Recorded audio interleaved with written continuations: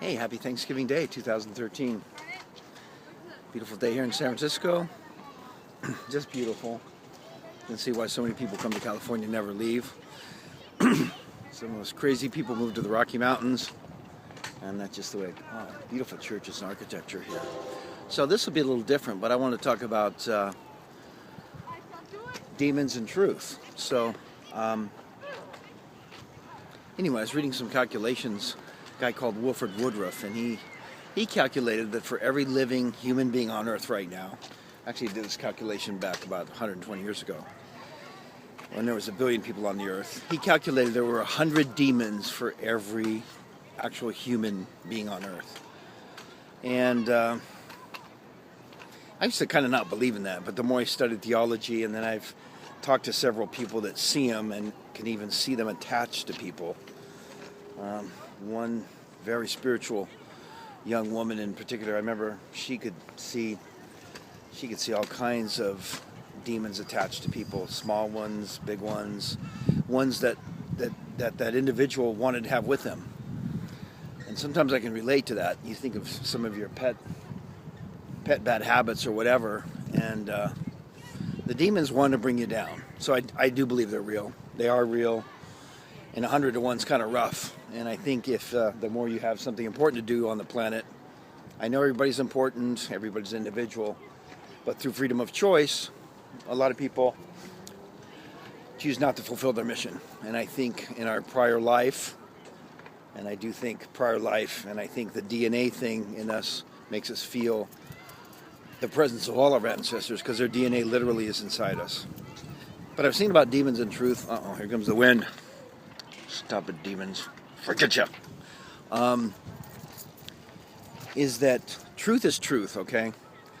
Truth isn't relative. People find it through different paths, and I love having different friends from YouTube because a lot of us have taken very different paths to find truth.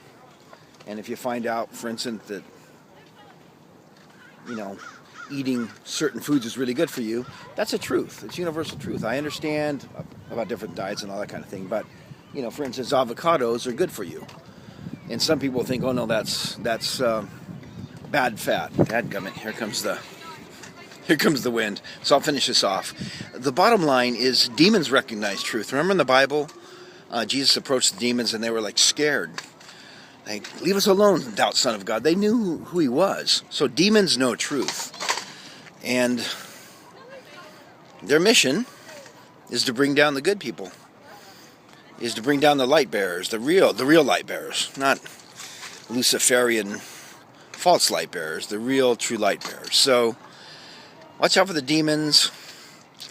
Well, what can I say? I can't see them, but kind of feel them, and know that they've done a good job of influencing the leadership of the United States of America.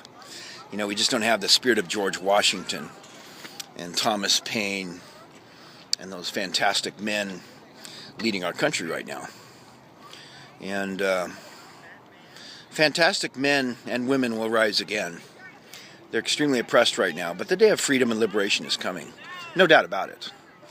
But it's going to be an interesting December 2014. I think for a couple years there's going to be a demonic heyday, more than we even know here in the United States. And I think Ison is a sign of the coming of the Son of God. And I can't wait till he rules and reigns on this planet. And the demons will be banished for 1,000 years. I'm looking forward to the 1,000 years. Beautiful day in San Francisco. Happy Thanksgiving. Ciao. Buenas tardes.